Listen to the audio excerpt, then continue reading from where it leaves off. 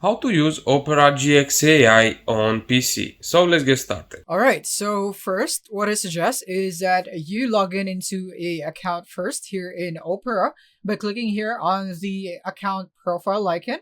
So in my case, I have already logged in, but if not, if in your case you're not logged in, you want to log in or sign up here.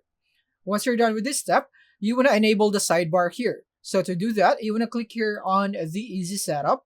And from here, you want to make sure that you enable the toggle for show sidebar, which is this one. Once you're done, this should appear. Now, you want to click on the Aria logo or icon right here. You want to click on that. And this is where you'd be able to use Aria.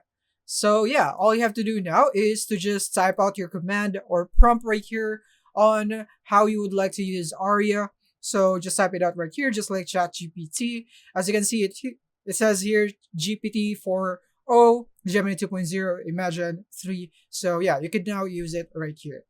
So that's it for this video on how you could use Opera GX AI on PC.